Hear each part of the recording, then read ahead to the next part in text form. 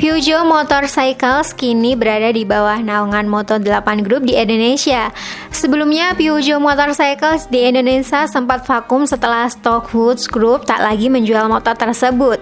Tapi jangan khawatir, Peugeot Motorcycle resmi comeback ke Indonesia, geng, lewat Moto8 Group sebagai agen tunggal pemegang merek APM sepeda motor Peugeot di tanah air.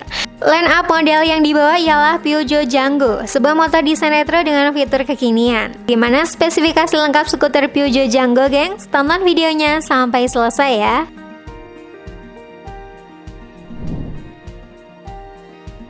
Desain.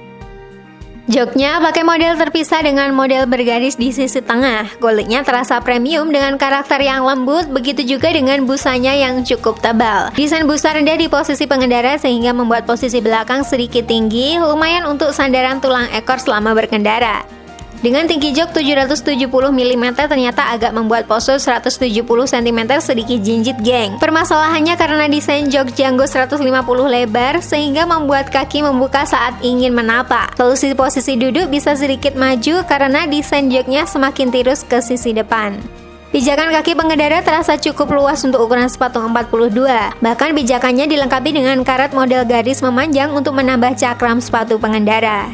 Tetapi ketika sudah dipakai berkendara, bobotnya tidak terlalu terasa berat, geng. Motor justru terasa stabil dan masih lincah untuk meliuk di hiruk-pikuk jalanan ibu kota. Yang dirasa kurang justru radius putar motor ini yang agak lebar. Sudut belok setang tidak terlalu lebar ditambah dengan panjang sumbu roda 1350 mm, maka butuh ruang sedikit lebih luas untuk melakukan putar balik. Sisi positifnya, motor jadi lebih stabil ketika diajak melahap tikungan. Suspensi depannya teleskopik dengan diameter 32 mm terhitung cukup besar. Karakter redamannya lembut namun sayang terlalu empuk sehingga membuat travel atau jarak main terasa sedikit. Akibatnya kerap terasa bottoming ketika melewati jalan rusak dengan cepat atau melewati sambungan jalan. Yang belakang terasa nyaman dengan karakter redaman yang lembut. Untuk bobot 60 kg tidak ada masalah berarti. Suspensi bisa meredam guncangan dengan baik. Kedua remnya pakai cakram dengan ABS 1 channel alias hanya ada di bagian depan. Rem depannya pakai diameter cakram 200 mm diapit kaliper 2 piston dan yang belakang cakram 190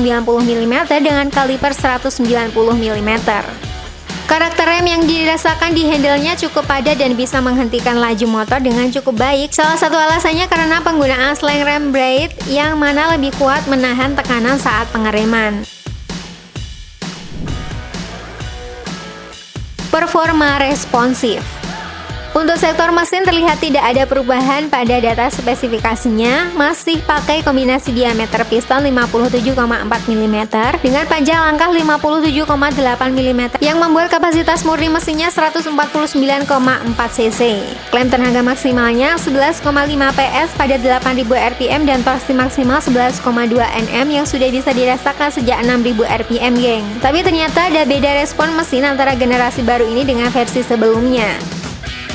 Karakter mesin di generasi terbarunya ini terasa lebih responsif, tidak seperti generasi pendahulunya yang sangat smooth. Karenanya, untuk kondisi stop and go terasa lebih agresif. Vibrasi dan suara yang dihasilkan mesin juga knalpot Django ini cukup senyap dan minim, baik di putaran rendah atau saat berakselerasi. Ini cukup memberi rasa nyaman selama berkendara. Untuk harganya kamu tahu sendiri lah, geng, kalau produk dari Peugeot tidak pernah murah.